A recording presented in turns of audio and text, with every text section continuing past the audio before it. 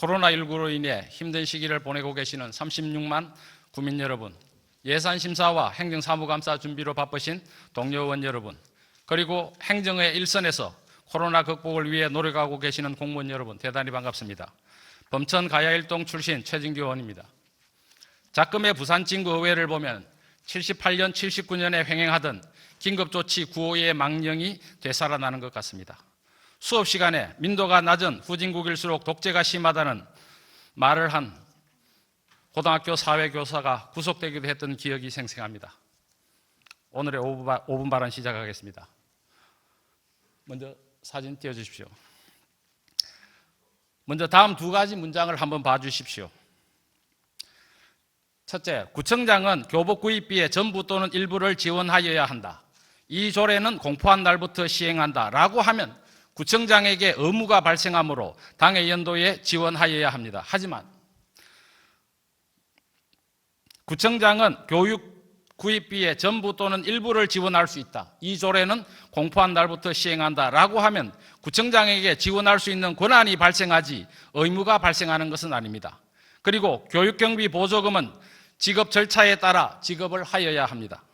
따라서 2019년도에 교복 구입비가 지원되지 않았다고 조례를 대표 발의한 의원이 사과를 해야 한다는 것은 어불성설입니다.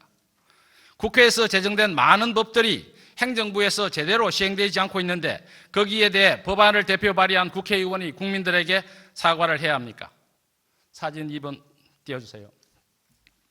다음 국어기본법 제14조 공문서의 작성 조항을 보면 1.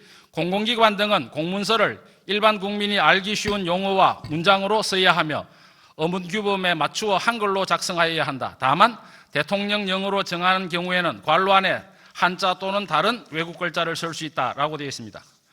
그리고 국어기본법 제18조 교과용 도서의 어문규범 준수 규정에서는 교육부 장관은 초중등 교육법 제29조에 따른 교과용 도서를 편찬하거나 검증 또는 인정하는 경우에는 어문규범을 준수하여야 하며 이를 위하여 필요한 경우 문화체육관광부 장관과 협의할 수 있다라고 되어 있습니다.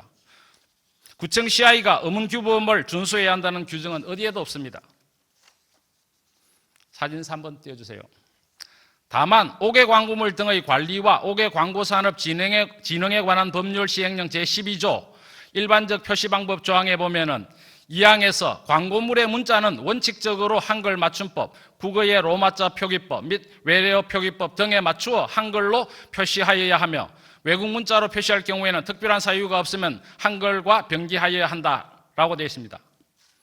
그리고 상표법 제2조 정의조항 제1항 9호에 보면 업무 표장이란 영리를 목적으로 하지 아니하는 업무를 하는 자가 그 업무를 나타내기 위하여 사용하는 표장을 말한다. 상표법 제3조 상표 등록을 받을 수 있는 자는 6항에서 국내에서 영리를 목적으로 하지 아니하는 업무를 하는 자는 자기의 업무 표장을 등록받을 수 있다라고 되어 있습니다. 사진 4번 띄워주세요. 상표법 제230조를 보면 상표권 또는 전용 사용권의 침해 행위를 한 자는 7년 이하의 징역 또는 1억 원 이하의 벌금에 처한다. 나아가서 상표법 위반은 이러한 형사처벌 이외에도 민사소송에 의하여 사용금지 처분 및 손해배상, 신용도 하락에 대한 회복을 청구할 수도 있습니다. 상표법 위반은 아주 엄격합니다. 그런데 형법 제225조 공문서 등의 위변조 조항을 보면 행사할 목적으로 공무원 또는 공무원의 문서, 공무소의 문서 또는 도화를 위조 또는 변조한 자는 10년 이하의 징역에 처한다라고 되어 있습니다. 공문서 위변조는 상표권 침해보다 더 엄격합니다. 구청 CI가 교과용 도서도 아니고 광고물도 아니니까 그러면 공문서입니까? 아닙니다. 업무 표장입니다. 지방자치단체의 브랜드 경영 전략이라는 책을 보면 이 책입니다. 특허권 심사관 전성권 교수가 쓴 건데 지자체의 상표권 보유 현황 및 분쟁 성공 사례 등이 담겨져 있습니다. 다이내믹 부산, 삼복도로 르네상스, 갈매길 등도 모두 업무 표장으로 등록되어 있습니다. 다음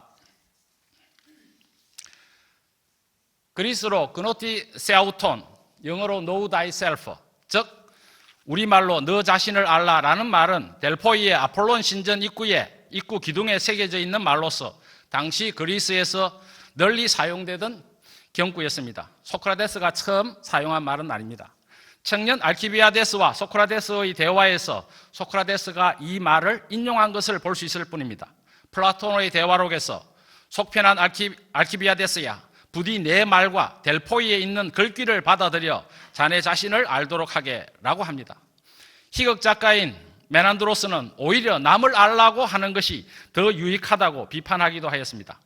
분명한 것은 소크라테스는 인간의 지혜가 신에 비하면 하찮은 것에 불과하다는 입장에서 무엇보다 먼저 자신의 무지를 아는 것이 중요하다고 여겨 나는 내가 아무것도